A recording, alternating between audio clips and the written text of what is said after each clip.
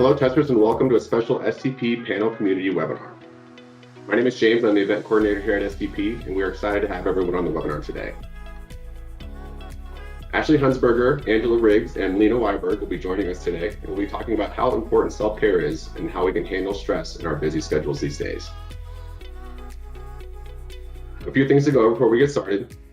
Coming to you from STP, Raj Subramanian's Career Advancement Workshop. Join Raj in this 2-day virtual workshop as he reveals all his secrets to help you discover your dream job or become hugely successful at your current job. No matter where you are in your career, this workshop will help you learn the different strategies to make you love your job all over again. Virtual workshop will take place on Tuesday and Wednesday, April 13th and 14th from 11 a.m. to 3:30 p.m. Eastern. Visit SoftwareTestPro.com to learn more about and register for Raj's workshop today. Also brought to you by STP, Essential Patterns of Mature Testers from Bob Galen and Sean Bradshaw. The 2-day virtual workshop will explore the practices and mindset of fully empowered Agile testers on high-performance Agile teams. Bob and Sean will share with you real-world tactics that will help you guide your team towards higher performance. The workshop takes place on Wednesday and Thursday, April 21st and 22nd, so be sure to visit SoftwareTestPro.com to learn more and register today. A reminder, our next community webinar is on May 5th, and Ben O'Connor will be discussing mob testing. What are the benefits and how you can improve your feature development process using mob testing. Visit SoftwareTestPro.com to register for this webinar and check out other webinars coming up later this year from STP.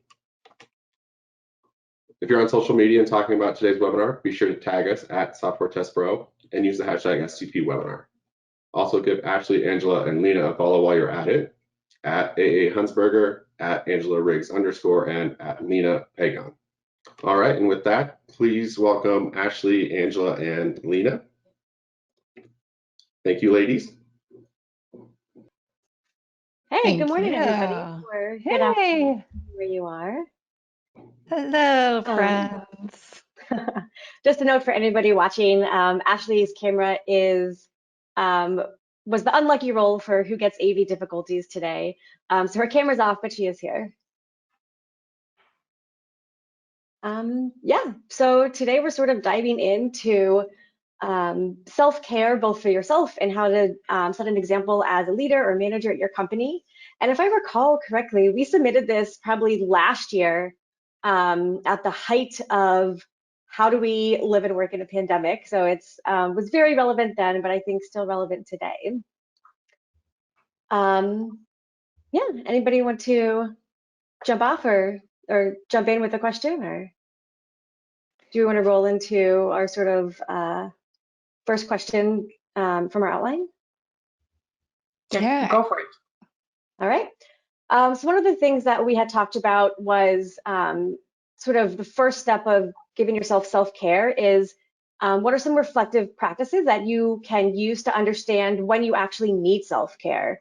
Ashley, do you want to go first? sure. I tend to do a lot of worksheets, really simple ones I can print off, things that even resonate with my own kids. So it's not a lot of upper level language that even I have to look at the dictionary to interpret, but really just how am I journaling and really getting to how am I feeling today? How am I reacting to things? Is it normal? And kind of having a trusted confidant, like I'm kind of feeling like this today, or this happened and I reacted to this. Is my reaction okay? Like what's going on? And being able to really just reflect on, even on a good day, like how do I react in good times and when I'm stressed? And that's usually a good indicator when I start to think through, I just cried at nothing. What's going on? which happens every day now, it seems. So you have kind of a combination of like internal and external check-ins where you're like thinking to yourself, but also asking someone else like, hey, what do you think about this? Yeah. Lena, I'm interested in your answer also. Do you have like a combination of both? Does one or more tend to work for you? Was that me? Yeah. Well, so when I was reading through our notes, I used to be so good at this. I used to do like bi-weekly or weekly check-ins, reflections. I used to sit down, spend like half an hour a week, and just think about how the week has been, how the day has been. And I realized I've been kind of not following my own examples at all. And I realized that the way I do this now is in my check-ins with other people, which is kind of horrible because I should really get back to those reflections. But honestly, my one-on-ones with my boss and my reports, that's the time when I actually take the time to ask myself, how am I actually doing? So I should be better at this. So don't be me, people. When you're checking in with other people, are you asking them like directly, like, how do you think I am? Or are you more like checking in with yourself as you're about to interact with other people? So usually when you ask people, how are you, they usually ask you back, which gives you and I am very, so most people just kind of answer, I'm fine, without even thinking, but that's never been me. I've always been the uncomfortable person who actually tells people who they are, how they are. So it comes automatically, but I felt a lot better when I scheduled this time instead of just doing it whenever it actually occurred to me. So it really helps to set aside that time for yourself and get it. It's about habits, having a habit of doing it once a week or twice a week. It is. I find that too. I have like little tools and mechanisms I like to use to help think about that. One is just a simple table. What were my wins? What were my challenges each week? And every now and then I start to see I had a list full of challenges and really not a win or even what I perceive as a win. And that helps me see, okay, why am I only thinking about the negative? What actually happened that didn't make me think I had a highlight for the week? And usually that's an indicator, okay, things are actually either really bad or I'm internalizing things in a way that is not typical of me. And it might be some time to step away and take a breather. I found that to be really helpful. I don't know if anybody's ever looked at like a pressure curve before, but identifying where you might be, and it could be I'm under, and by pressure, I mean things that we put on ourselves or things that come externally to us as pressure. But if you think about it as a curve, you have this zone of rust out where you're so bored, you have no pressure at all, or you have this like good pressure of agreed upon goals, but you're pretty much in this like zone of productivity. And then you kind of see yourself on this other lower end as the curve tapers out to burnout. And am I finding myself in this burnout zone? Am I finding myself like on the cusp of that? Like, how do first I try to identify where I'm at, probably about on a monthly basis, but lately it's been on a weekly or daily. Because it fluctuates throughout the day too. And I start to notice, like, when am I in burnout? When am I in productivity? I'm never bored, I should say, but maybe I am. Maybe I am in a rust out zone, right? But being able to notice, like, even when are the times that I'm there, there's mornings where I'm super productive, and the afternoon is when I shift to burnout, is what I'm noticing. Or even like certain times of a cadence of a work cycle. So it just depends what that is. And I think it's important to take that time to think about it because we all have different cadences and rhythms in our day, let alone week and months. And especially in this whole pandemic, it just feels like you could always be in a constant state of burnout with everything. But I think that reflective practice is just super important, whether it's a one-on-one or whether it is just kind of taking check in. And my dogs say hello if you can't hear them. That actually takes us nicely into the next question. And Lena, I'll start with you on it. What are the things that lead you into that burnout part of the curve or the stress part of the curve? So I was giggling a bit when Ashley said this because one of the things that I didn't write down, but that actually stresses me out, is being bored. So I have to keep busy at a level where other people are probably feeling they have too much, because if I have too little, I get nothing done, which stresses me out. So having too few things or too little on my table stresses me out. I have no idea why, but it does.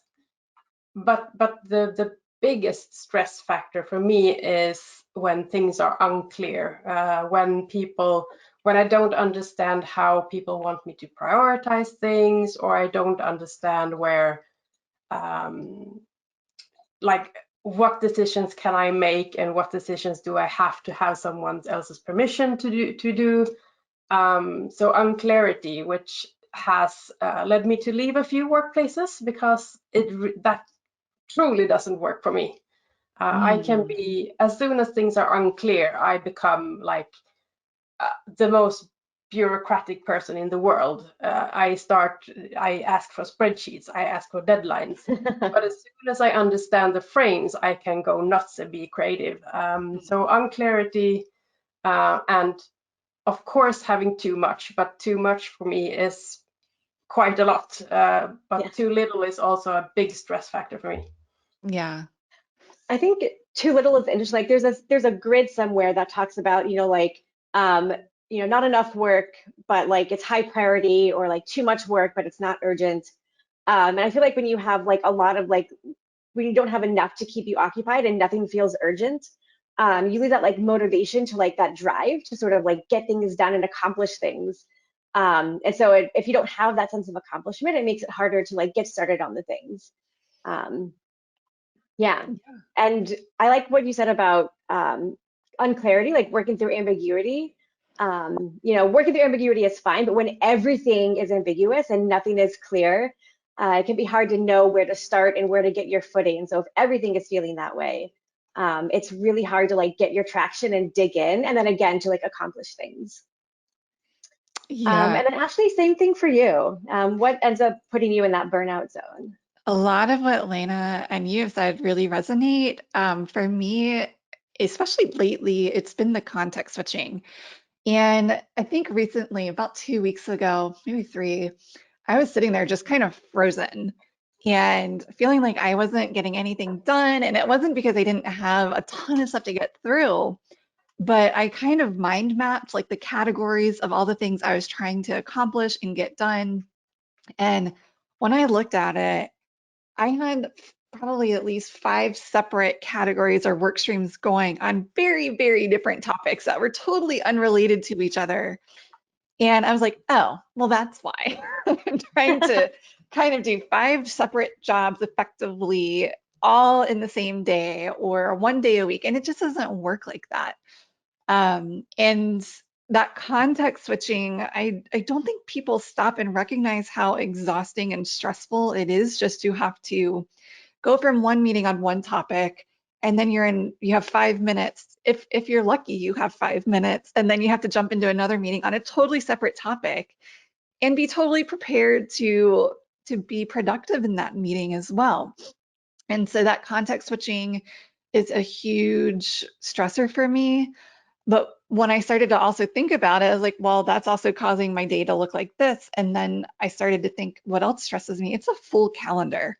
When I don't have the space to think or the space to just pause and reflect on the work that I'm doing, it's so easy to get into a day that is from 8 a.m. to 5 p.m. meetings. And that's just not helpful either, especially when I do have things that I have to individually contribute on as well. And so being able to recognize when you're in like leadery, mentory, or management mode versus the things that you have to sit down and do. Are we creating the space to sit down and do that for ourselves?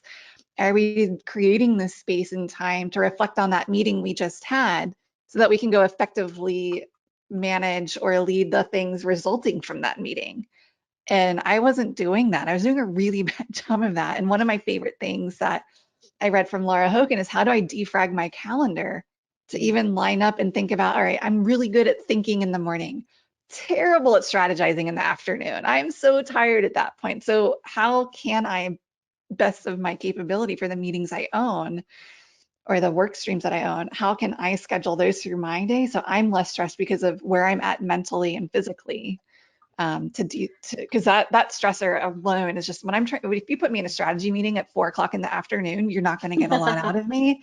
And that stresses me out because my driver is to be perfect and to please other people. And when I don't feel like I can do that, oh, that stresses me out so much. Yeah, and I think it's really interesting, like context switching, because there's also we're all working from home, right? So there's family or roommates or spouses, or just like house stuff and personal life things that also encroach on the workday now, because you don't have that separation of work and home like we used to. Yeah. And you also don't have that natural cutoff, right? Like if you're in an office, at some point you leave, for the most part, you leave the office and you go home and you switch contexts in a way that lets you sort of, switch hats.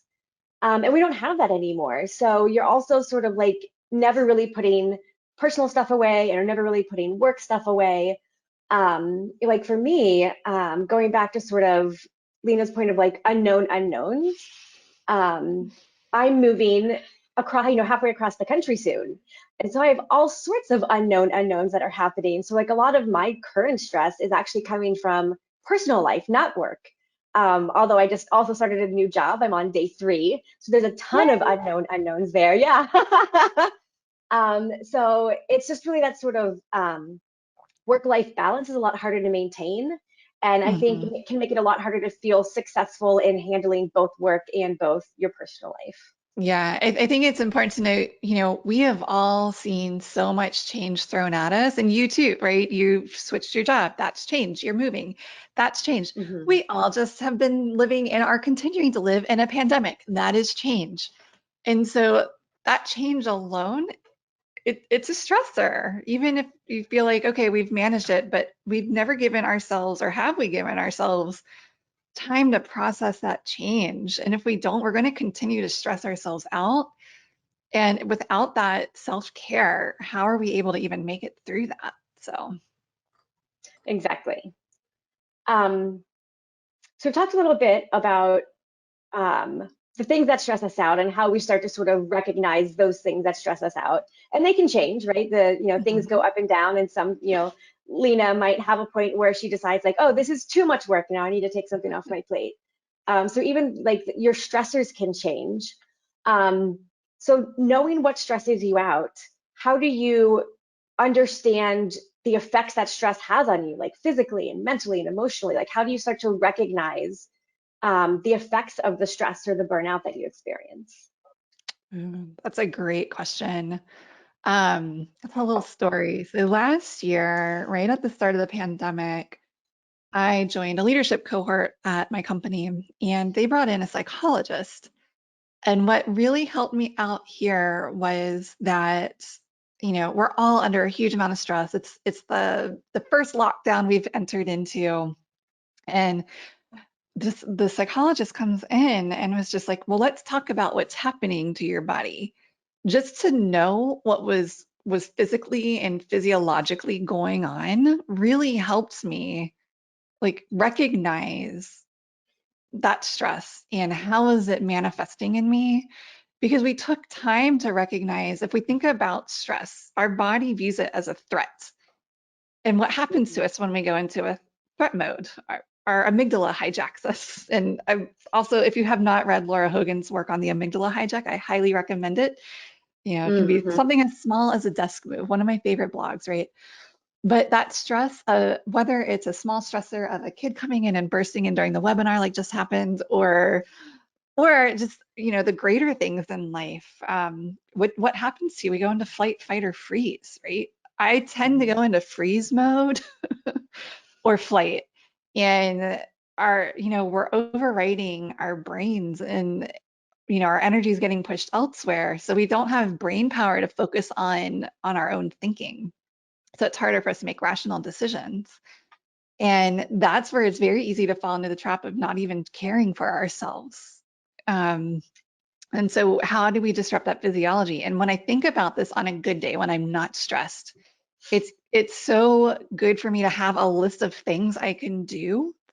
So when I do get into this mode of stress and threat perception, having just like a handwritten thing of, okay, Ashley, you are exhibiting all of these symptoms. And here's the things that we can do to disrupt this physiology. Let's talk about that. And then, all right, great. I've gone on a walk. I had started to think about things and bring my brain back in a way. Now, how can I bring awareness to my emotions? I have to put them into words. Like, what am I feeling? And so I just have like these questions written down for me to just, okay, check in with myself. Like I said, that reflective practice, but there's a method and madness to that, so that I can recognize what's going on physiologically and be like, oh, okay, I know what's going on now. That helps, even if I'm not quite out of that zone yet. But it's important to have that there. At least for me, it was a huge help to know what was scientifically happening with my body, and not think I thought I was losing my mind. I really did, and I don't say that in a joking way. I do have depression. I do have anxiety. And there are things I know intrinsically, but having somebody be like, okay, this is what is actually happening to you, and explaining that to you made me feel like it was less of a stigma and like, okay, I'm not overreacting. This is actually a thing that everybody goes through. It just might manifest in different ways. Definitely. And Lena, before we go on to you, I just want to call back to something that Ashley said, that you said you have to write down on a good day to like sort of reflect and understand how you react. And I think that's super important to sort of point out, is that in the moment can be a really hard time to actually address the things that are happening. Like self-care can feel like another thing on your plate, not a thing to mitigate the stress you're feeling.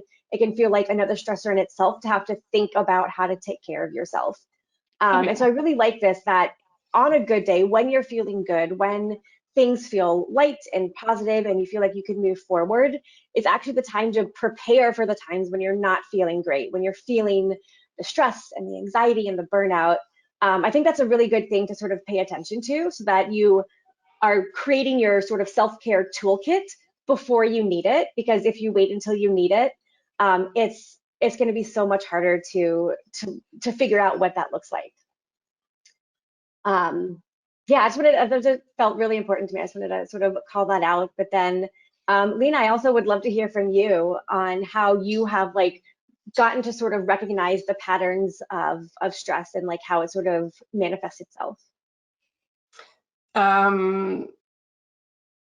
So I've been close to burning out a number of times now, and I mean the weird good part is that it becomes easier and easier to recognize the signs, and I have identified a few signs that are very, very typical and pretty early on. So I am normally, I have no trouble falling asleep. I can like lie down and be asleep in 5-10 minutes.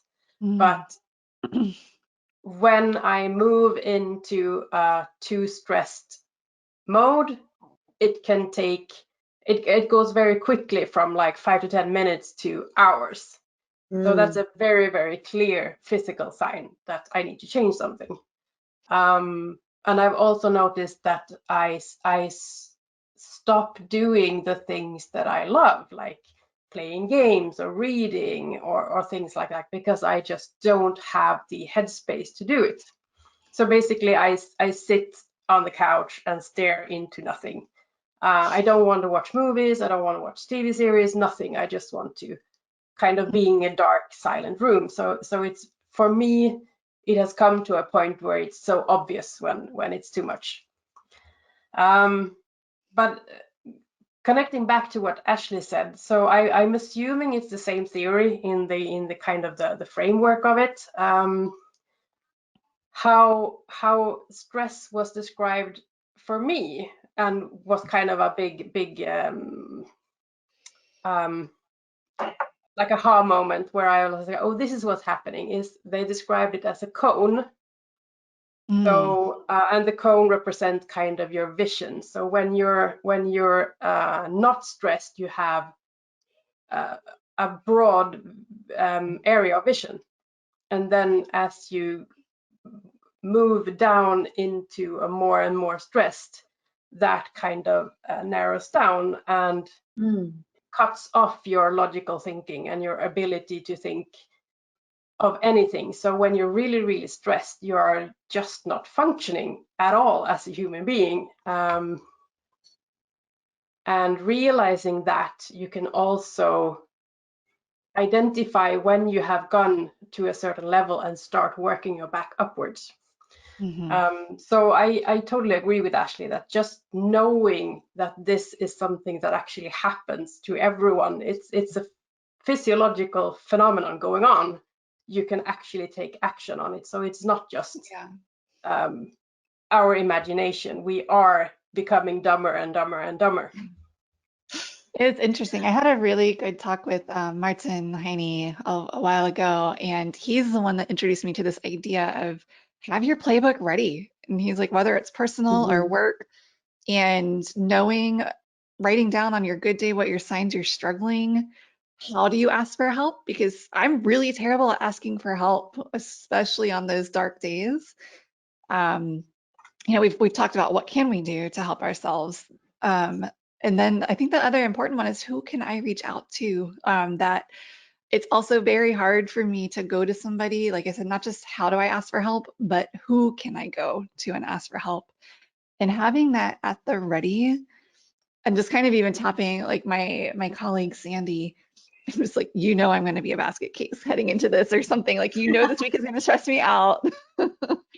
You know, there might come an hour or so where I need to be like, Sandy, can we just talk? But I think it's important to have those ready for you. And so when Martin gave me this idea of that run book or playbook, just having that one little handy sheet ready has just been so game changing for me. So I don't continue to feel I'm going to have weeks where I'm just stressed week after week, but at least I have a way and steps I know to take that day without having to really think about it anymore, which has been such a huge relief on me, to be honest.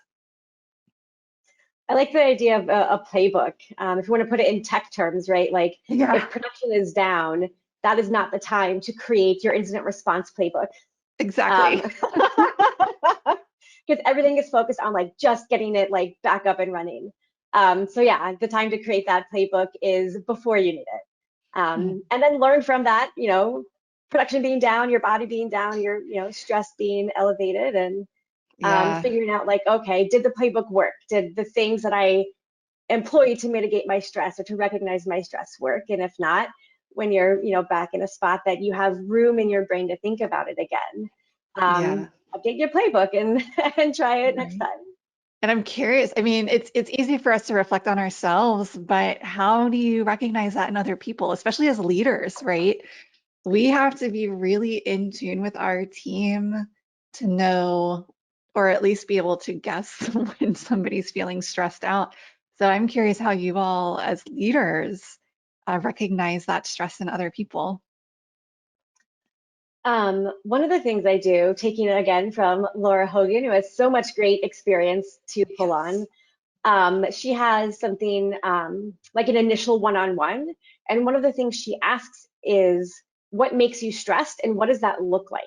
And it feels weird to ask, to say like, tell me what it looks like when you're grumpy. But to just straight out ask and say, when you're stressed, what does that look like? And then pay attention to that. And it can be hard to, you know, for people who aren't in your immediate team, it can be a little bit harder because there's not that, you know, space for that conversation to have happened. So it's really just paying attention to changes, right? So someone who is normally like really talkative and sort of very social, maybe they look very closed down, or they're not, you know, they're a lot more terse in answering. So just not necessarily like asking directly, but being cognizant enough to see changes in body language and see changes in communication and interactions. It's a little bit harder online though, right? Like we're all fatigued from video calls, so we're trying to, you know, do you know, Slack or written communication as much as possible. And I'd love to hear sort of how we're all sort of doing this in more remote work where we're not face to face in an office all the time. Ooh, that's a good question. Go ahead. I see you getting ready to talk. So I wrote an article on LinkedIn about this in like April last year when I was really struggling. Mhm.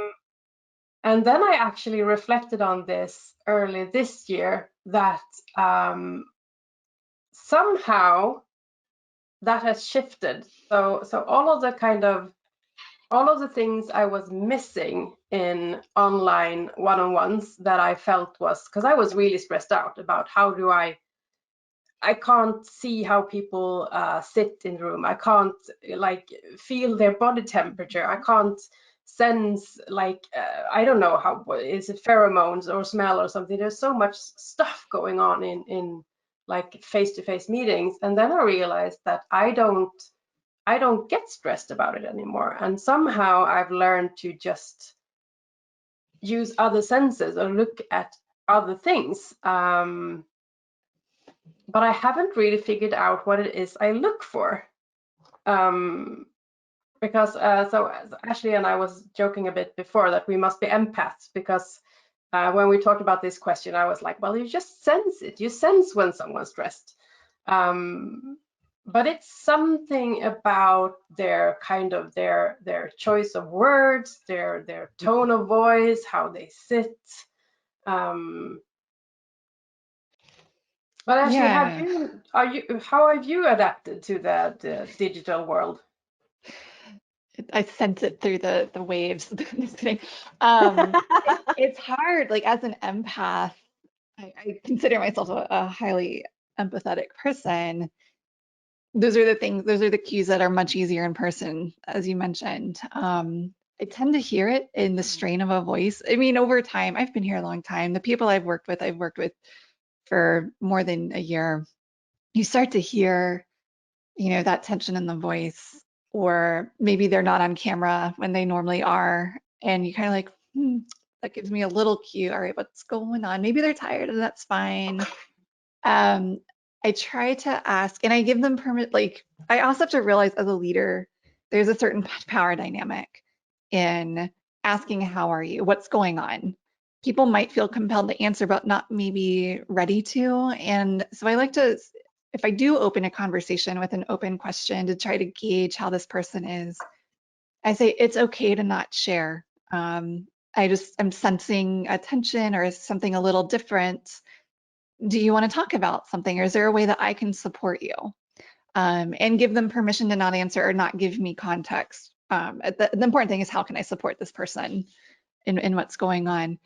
And so I think that's an important way in which I do that, to kind of touch base when it's really hard in this virtual world. And I'm used to being just like, oh, let's go grab a coffee and chat. And sometimes I do that too, right? Like I'm sensing tension. Are we going to be productive here, or are we just kind of going to be going down a rabbit hole of issues without really coming to a conclusion? And sometimes we have to give that space. Let's step away from solutioning. We're not going to get there. Let's just talk and connect.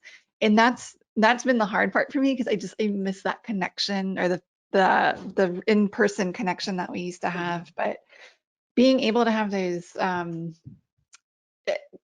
it's been very helpful to just have more informal, I guess we would call it water cooler chats now online. Even though we're all fatigued, we still keep it base.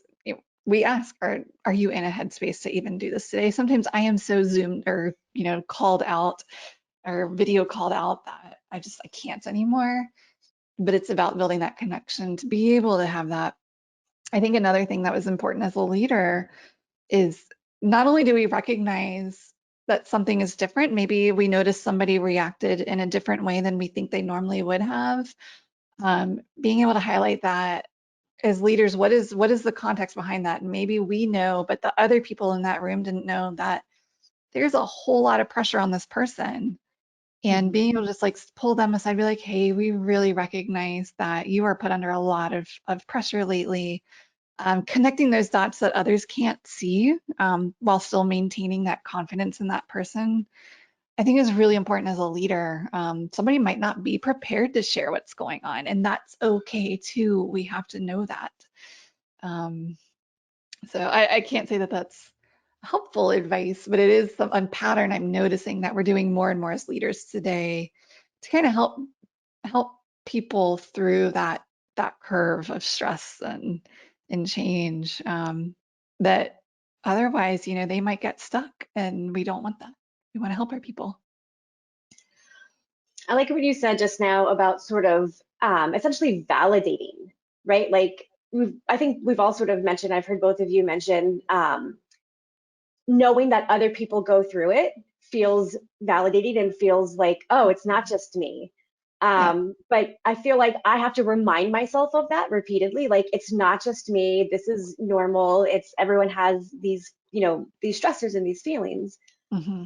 And I think it can be really powerful as leaders and managers to validate when we see someone feeling that way, to say, hey, not only do I see that you're feeling this way, and it's okay. I don't expect you to ignore it and keep going. But also, like, if we understand where those things are coming from, to say, hey, I know that these things at work are causing you a lot of stress, or that this is a lot on your plate. I think that could be really powerful and empowering for the person who's going through those stressors, to know that they are seen and that they're not being judged or penalized for it. I think is Yes. a huge way to sort of create that, like, not just self-care, but I mean psychological safety, and just like building the habit of, like, it's okay to be stressed. It's okay to take care of yourself when you're stressed. Yes. It is okay to be yourself at work, and our self might change depending on the situation, right? So how do we create that space as leaders to make that okay? Yeah, and so that sort of loops us nicely into the next sort of topic within this, which is either for yourself, starting with, once you've noticed, like, what your stressors are, how that changes your habits and your patterns and your interactions. How do you mitigate that? Like, what is your self-care, and how do you sort of implement that? So I can go first.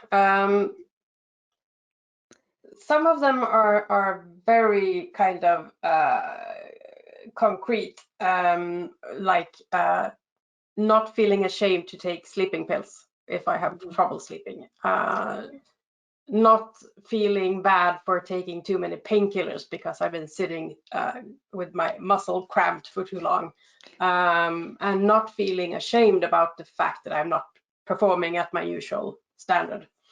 But other than that, a lot of the things that help me is just being honest about it and telling people, Mm-hmm. I am in a seriously bad place right now. So you need to send me the questions you just asked me in text, because I will have forgotten them as soon as you leave the room.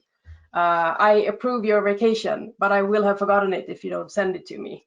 And being very, very honest and open about that, because then just by doing that, you allow people to help you, which will reduce the load, and just having them having their support is just a tremendous help for me.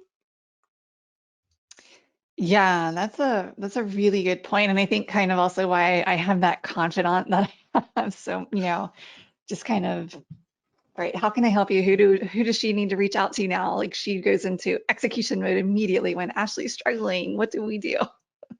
I think for myself, in terms of self-care, not just the physical things I can do. I also like to think about what are short-term things I can do, like go get a cup of coffee and relax, or go take a nap, or go on a little walk around the block, get some sunshine. But the longer-term things, in thinking through, like spoon theory, if you're not familiar with that, the idea is that you have a set amount of spoons each day to dole out. And if somebody comes to you with a problem, that is a spoon that you are spending on somebody. Or you're internalizing something else. That's another spoon and effort that you are putting from your own energy into something. And when I started thinking about it in terms of that, if let's say I had 10 spoons, I would realize very quickly I get to 0 spoons by about noon on a good day. But those problems don't stop coming at you, right? And so as Lena said, you have to be very upfront, like, I'm out of energy. is it okay if we talk about this tomorrow? Otherwise, you're not going to get an effective me right now. Or let's set up some time. I want to give you all of my undivided attention. I want to be fair to that person too, because I don't want them to walk away if they do need something. You know, if they're getting not even a fraction of me at this point, that's not fair to them either. It was funny that I defrag my calendar a lot, but I was asking somebody today as we were prepping for this call, like, what do you do? And they said, well, when we had a reorg a while ago, and she said, what your team came to me and said what I need to do, because she became their manager after I was there, was you need to do what Ashley did for us and block our Fridays off. And I was like, yeah, meeting free Friday is a really good self-care thing. And it was, still set up guidelines. There's always going to be a need for a call on a Friday, but the fact that I could give them permission to take this time and use it and say no to people, give permission to say no. That's really empowering, but it all comes down to what Lena said, being able to be vulnerable in yourself and explain, hey, I am not having a good day. That goes miles for people to see, oh, I don't have to be 100%. My own leader is not 100%. And it's okay. We can still be effective leaders when we are there. We just have to be able to set those boundaries and expectations of what they can expect on those days. Totally. And I think self-care is also, like we've talked a little bit about self-care after we've recognized we're stressed, but you can also, and not can, but should, think about self-care before it's needed, right? So like, we all try to like drink more water, right? I'm terrible at it. But what I try to do is just have like a smaller cup of water on my desk so that I'll have to go refill it, right? So I can build in desk breaks.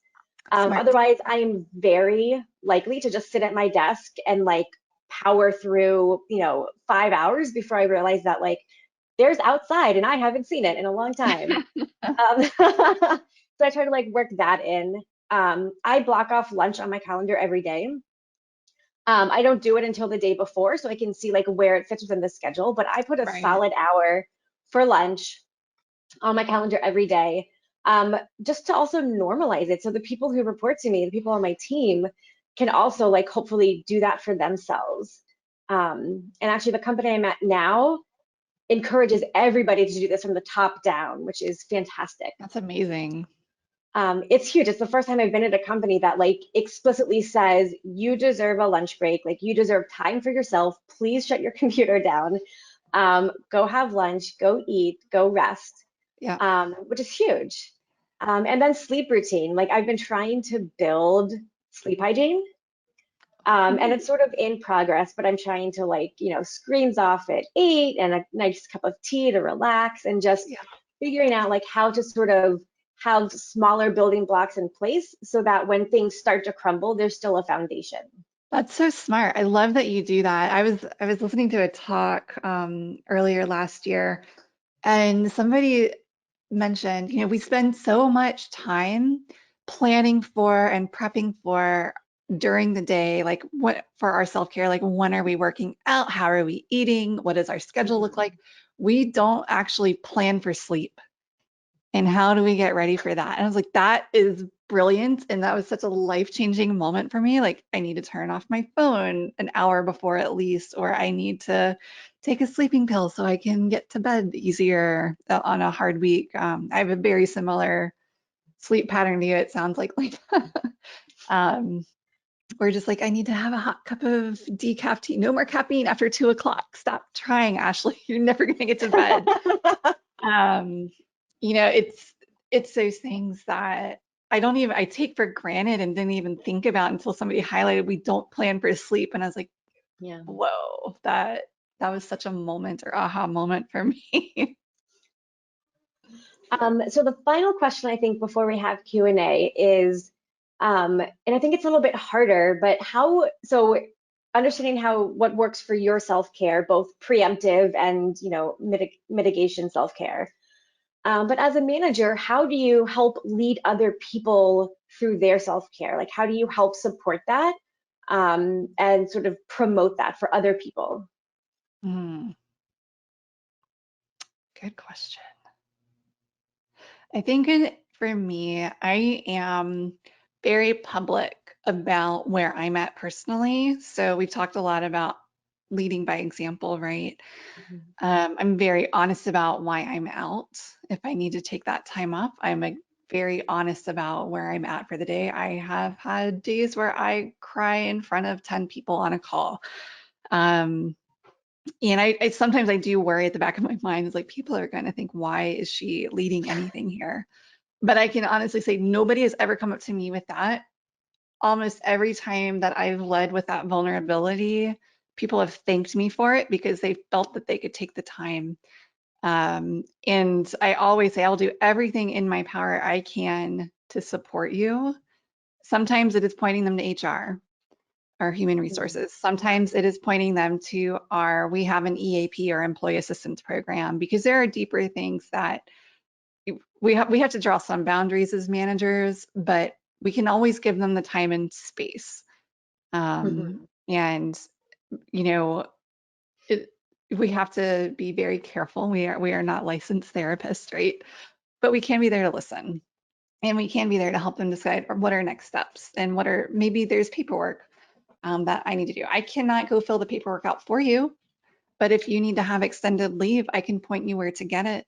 I can check in with you to make sure you've done it, because I know when I am at Milo, I need a to-do list and I need somebody to ask me, did you do this thing today? Otherwise, it's just going to sit there and I'm going to stare at it. So it's kind of recognizing, like you said, in that one-on-one, how does this manifest? What does it look like for you? How can I help you through things? And so that's where that's at. Sorry, my daughter just walked in. We need to come. Well, I don't know where my car keys are. Sorry. They are probably in the car in my purse. And sorry, talk about stress release. So I have found that vulnerability has led to others, and being able to lead others through that so they can see how I do it and then sort of start to model that too. And I think I felt like I had a win as a leader a couple of years ago when somebody was like, they were going through a very, very difficult family situation. And this person came to me and said, because of your example, I didn't question if I should take time off of work to go visit my parents, and she just said, what would Ashley do? I was like, oh, I feel like I've done my job. That's awesome. How about you, Lena? How do you do that? So basically, you said everything I wanted to say, but just to kind of give a very concrete exercise, there is a very simple one that I use a lot, which is it's a drawing of a water glass, and you ask the person you're in a one-on-one to draw a line of where their energy level is. So the energy is the water, and then on one side you ask them to write down everything that gives them energy, like working out, food, drinking water, getting good feedback. And then on the other side, everything that takes energy, even if it's good things. So it could be kids or family life or work or having to send in time room sheets or whatever it could be on the right side. And then talk about the balance between them. So it's very easy, simple. It takes 5 minutes. There are templates online, but it's a good discussion starter. I think also one of the things to remember is what works for you or what works for, one of your teammates might not work for everybody. And it's hard to find the balance of encouraging self-care without being prescriptive. For a lot of people, time off, especially in the past year, is really helpful, but some people have so much going on in their personal lives that it actually feels better to sort of dig into work and be able to focus on that and to like have some wins. And so try to be really mindful about that, of not saying, hey, you need to have self-care, so take time off, but just if you need time off to self-care, please take it. And also like open-ended questions. So not, did you do this, but what do you need or what worked for you? So I can sort of like have that information for next time. So maybe someone, likes, taking, learning courses or professional development on their off time to sort of like relax and like feel like they're accomplishing something. So it's like, hey, did you, dive into that boot camp or that course that you had talked about a few weeks ago? I think makes a difference as well. And let's see, I don't know, I think James is still on the call. I don't know if anybody is asking questions or. Yes, we have some questions. Oh, cool. Actually, I have a quick question for you guys. So what is one habit you guys picked up during the or developed during the pandemic or even the last year that you plan on using, even as we get to quote unquote normal or, back to normal life? Lunch breaks. I used to be like I would just eat a quick lunch at my desk, work through lunch probably. If I took an actual lunch break, I would it would be, 20 minutes and back to work. And during the pandemic, especially when the weather is good, I will take that full hour outside, like away from the desk. I'm not on Slack, I'm not on email. I am like putting work away for that time and just like sort of grounding myself. And it has made a huge difference. And I saw the negative difference in winter when, we had the gray and the rain and it was harder to sort of be outside, and therefore harder to step away from the desk because it's like, well, I'm not going outside, so what's the point? So definitely like a dedicated lunch break that I continue to block out will be something that I continue. Mm-hmm. That's awesome. Yeah. I'd say no more and more to meetings. and I think we've really set a culture, which I'm really happy for, that if you can say no to the CEO, you can say no to the vice president. It's okay. Your greatest asset is your time at this point for your company, and you own that. And if you don't think you're going to provide value, or you feel somebody else would be better for it, or maybe it's just not a priority for you today, it is okay to say no. Things can get rescheduled, things can get done. I mean, I have the benefit also, I don't work on life-saving systems, so there's that part, right? But that has been such a big mental unblocker for me, where when we talk about the context switching and that full calendar, every day, as soon as I log in the morning, I kind of look at, all right, where am I at? Do I have a really unreasonable amount of time spent in meetings? And are these useful meetings? Or are they things that I need to go to? And I start declining and I send why, or if you need a certain thing, let me know. But I just don't have the space for it today.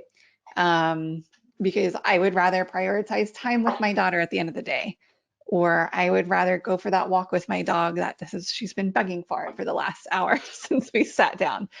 It's not even like a balance, I feel like, anymore. It's such an integration of work and life at this point in the pandemic, and those boundaries that used to work maybe aren't working so much anymore. And I think being able to do that has really helped me. And setting up that it's part of a reflective practice, right? What am I going to be of value for today? Where am I at? What can I get rid of? It's kind of like deleting code. I am at my happiest when I can say no to meetings right now. So adding on to those, I think the only thing I can add is ordering groceries online, because I don't have to go to the store, and I also have to plan my dinners, which saves me so much time and energy, and I hate planning dinners. That is super smart. Yeah, we always did like the weekly planning on a Saturday, but I really love when I can be like, all right, let's go online and order everything, and then we didn't do the delivery, but we did do the pickup for a little bit, which was still nice. I didn't have to stress myself out about going into a grocery store at all. Yeah. Yeah, that's been unexpectedly stressful over the past years. Like sometimes, like I just don't have the capacity to like go into a store and do like the constant mental calculations of people and like all the, it's been really hard. That's a good one, Lena. Yeah, I like that one. I'm curious, what have you all failed at utterly in self-care this past year? Well, I feel like you already know this. I had 26 interviews last week. That was not a smart move. I hope my friend Sleep. Sandy's on and listening to that, Lena, as we build out our team. I talked about sleep hygiene, but I did that really well for about a month. And then I got out of habit for a week, and it's been months since I got back in. So I have been really bad at like actually getting a good night's sleep, which just like compounds everything and makes it worse. But that has been it is, I won't call it a fail, I'll call it a work in progress. Yeah.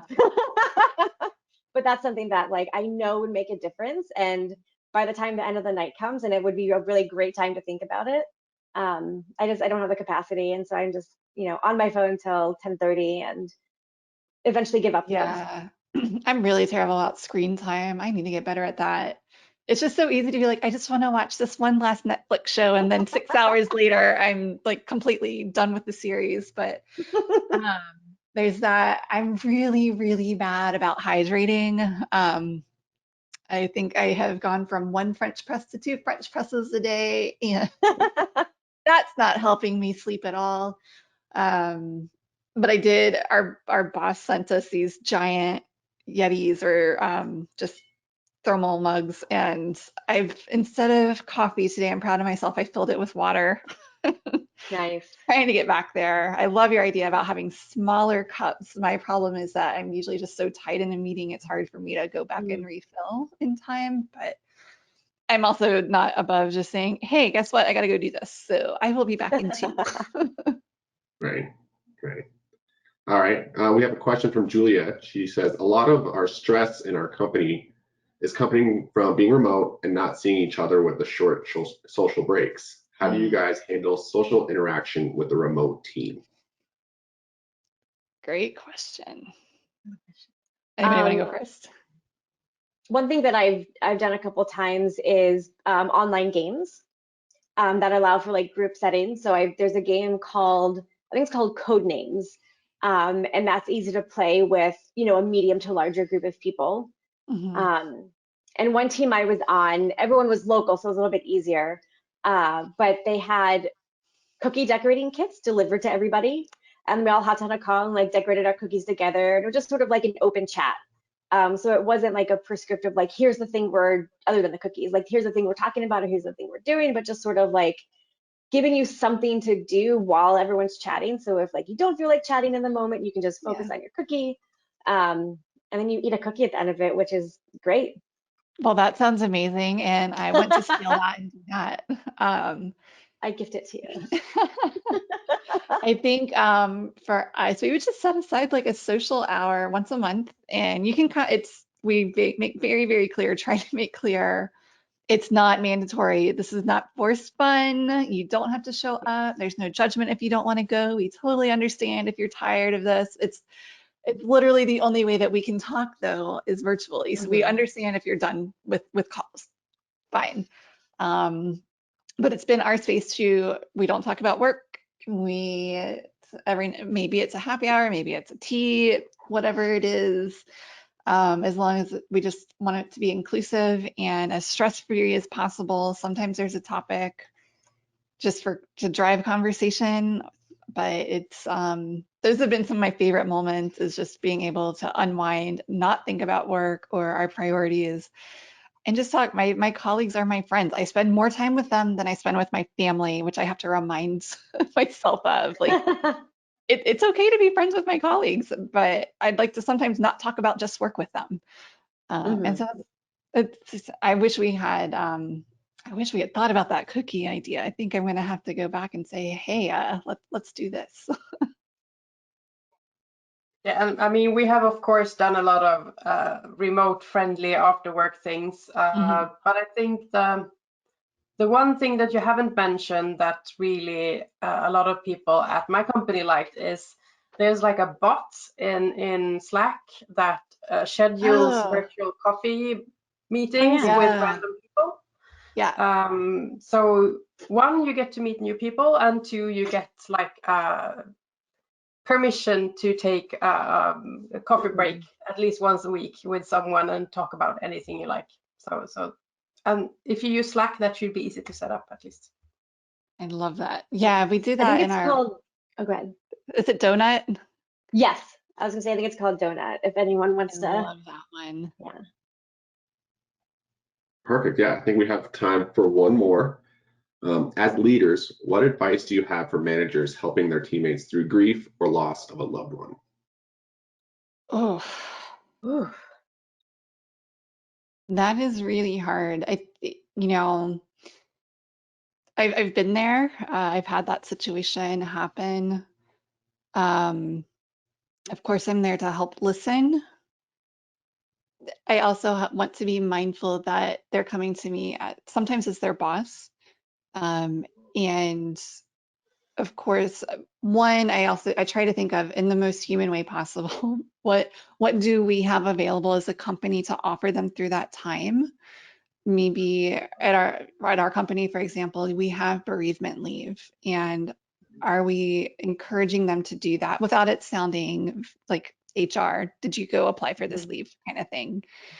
Just reminding them what's there, whether it's that leave time, whether it's our employee assistance program, which I think is a phenomenal thing and not a lot of people leverage. But reminding them this will put you in contact with somebody that is a professional to talk you through these things. Just how do we also help take things off their plate? That is a huge loss, and grief is a very hard thing to get through some days. And knowing where they're at as their leader, knowing, okay, do you feel like you can work? If they feel like it's a good escape for them, maybe still lighten their load a little bit, but give them something to take their mind off of it if that is what they want. I try to remove deadlines for them as their leader if I can, or at least if they do want something to focus on. Okay, maybe it's not the highest priority thing for the team right now. Let's shift what we can, because we know that there might be a time where that little grief button gets pushed and you don't know when that's going to be, and that is okay. And just letting them know that you are there if they hit that point. It's such a tough situation to get through and navigate through, and you have to walk that line of, okay, what is the turning point in which I'm turning into therapist, and what is the turning point in which I'm an empathetic listener to what they're going through, and doing the things that I have within my power to do and take care of, like that priority management, like their workload, setting expectations. Always ask if, at least I like to always ask, is it okay if I share this with people that are dependent on you from things, or do you want to do that? And for the people that are depending on you from things, I am happy to go set that expectation that it's just not going to happen this week. And I will ask them, do they want me to share the context or do they not? And that it's okay too. Yeah, and I mean, you've already said it. It sounds like I deal with this all the time, but what I've usually done in the past is just, again, ask. What can I do to help you? What do you need from me?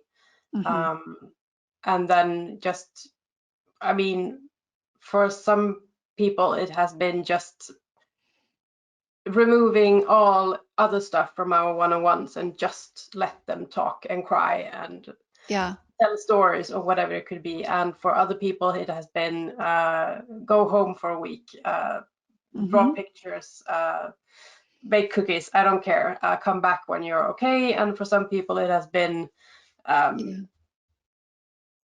doing more kind of routine work and not as much heavy thinking work. Right. And for others it's the opposite. So I think just, again, being vulnerable, open, and say, I don't know how to help you. How do you want to be helped? Yeah. And they might not know the answer to that, right? Yeah. They might come back and say, I don't know how you can help me. But it's like, okay, I'm here. And when you are ready, I'm here. That's what we are here for as their leaders too. Yeah, that was awesome. Well, guys, thank you so much. That was a great discussion. Just hearing other people talk about stuff that maybe you're going through is, one step forward to, getting better. So thank you so much, guys. I appreciate everything. Thank you. Yeah, thank you. All right, so with that, before we go today, just a couple reminders. If you're looking to start a new career or looking to advance in your current career, be sure to register for Raj's Career Advancement Workshop by visiting SoftwareTestPro.com/training. Also be sure to check out the virtual workshop, Essential Patterns of Mature Agile Testers from Bob Galen and Sean Bradshaw, exploring the characteristics of strong Agile testers and helping you guide your team to higher performance. And our next scheduled webinar will take place on May 5th. Ben O'Connor will be giving a presentation on mob testing and how it can improve your feature development process. Visit SoftwareTestPro.com to sign up.